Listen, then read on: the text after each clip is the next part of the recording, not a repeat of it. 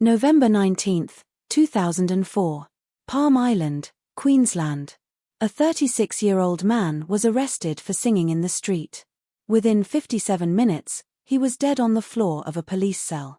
The man's name was Cameron Mulrunji Dumaji. Palm Island sits 65 kilometers northwest of Townsville in the Coral Sea, a remote Aboriginal community of roughly 2,500 people, accessible only by boat or small aircraft. The island had one police station. That station was staffed, on the morning in question, by Senior Sergeant Christopher James Hurley of the Queensland Police Service. At approximately 10:20 a.m., Dumaji was walking along Dee Street. He was singing. Hurley drove past in a police van. According to witness statements gathered during the coronial inquest, Dumaji made a comment. Accounts differ on whether it was directed at Hurley or at another man being placed in the van. Hurley stopped. Words were exchanged. Dumaji was arrested for a public nuisance offence under the Queensland Summary Offences Act. Hurley and Dumaji entered the Palm Island police station through the front door at approximately 10:24 a.m. What happened inside that doorway was observed by one witness, Patrick Bramwell, the other man in custody, and by no functioning CCTV system. The station had no operational recording equipment. Bramwell stated that Hurley and Dumaji fell through the doorway together. He described seeing Hurley deliver blows. Hurley's account was that Dumaji tripped on a step, and both men fell. Hurley stated he landed on top of Dumaji. He described it as an accident. Dumaji was placed in cell 2. No medical assessment was conducted. At approximately 11:17 a.m., Senior Constable Leaf checked the cell. Dumaji was found unresponsive on the concrete floor. Attempts at resuscitation were made. He was pronounced dead shortly after. The autopsy was performed by pathologist Dr. Guy Lampy at the Townsville General Hospital mortuary. The findings were as follows: 4 broken ribs on the left side, a ruptured spleen, and a liver cleaved almost completely in 2, torn across both lobes. The portal vein was transected. The abdominal cavity contained 1.3 liters of blood.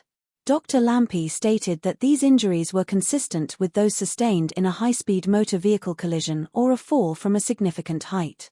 They were not consistent with a simple fall through a doorway. The force required to cleave a human liver in this manner was described as severe and compressive, applied with substantial blunt trauma to the upper abdomen. Dumaji's blood alcohol reading was 0.292%. This was noted in the record. It did not explain the injuries.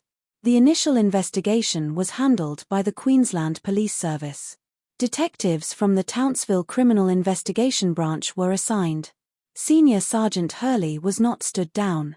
He was not suspended. He remained on duty on Palm Island for several days after the death. The Crime and Misconduct Commission later reviewed the police investigation and identified significant deficiencies. The crime scene was not secured in a timely manner. The cell where Dumaji died was cleaned before forensic examination was completed. Hurley's clothing was not seized on the day of the death. Queensland State Coroner Christine Clements opened a formal inquest. Hearings were conducted in Townsville over multiple weeks in 2006. On September 27, 2006, Clements delivered her findings. The coroner found that Dumaji died from intra-abdominal hemorrhage caused by the rupture of his liver and portal vein. She found that the fatal injuries were caused by Senior Sergeant Hurley. She referred the matter to the Director of Public Prosecutions for consideration of criminal charges. On December 12, 2006, the community on Palm Island responded. A crowd gathered at the police station. The station was set on fire. The courthouse was burned. A police barracks was destroyed. Lex Wotton, a community leader, was later arrested and charged with inciting a riot. He was convicted and sentenced to 6 years imprisonment. His case was eventually heard by the High Court of Australia in Wotton v Queensland, 2012, 246 CLR1, which examined the conditions of his parole and the restriction of his right to communicate with media. Wotton served time. Hurley was charged with manslaughter. The trial of R.V. Hurley was held in the Supreme Court of Queensland, Townsville, in June 2007. Hurley pleaded not guilty. The defense argued the injuries were caused by an accidental fall. The prosecution argued the injuries could only have been caused by deliberate force applied while Hurley was on top of Mulrunji. The jury acquitted Hurley on June 20, 2007. The deliberation lasted less than a day. Hurley was transferred to another posting. He was not disciplined by the Queensland Police Service. He remained a serving officer. The CMC published its report, Policing in Remote Indigenous Communities, in November 2009. It documented systemic failures in oversight, accountability, and use of force protocols in remote stations.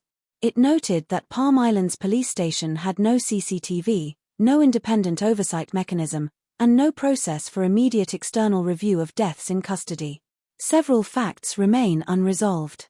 No independent witness besides Bramwell observed the interaction inside the station doorway. The cleaning of the cell before forensic examination was never formally accounted for.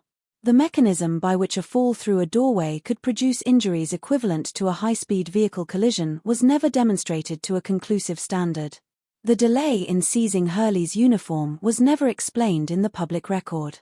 Mulrunji was the 232nd Aboriginal person to die in custody since the Royal Commission into Aboriginal Deaths in Custody delivered its final report in 1991. That commission made 339 recommendations. By 2004, the majority had not been fully implemented. The coroner's findings are a matter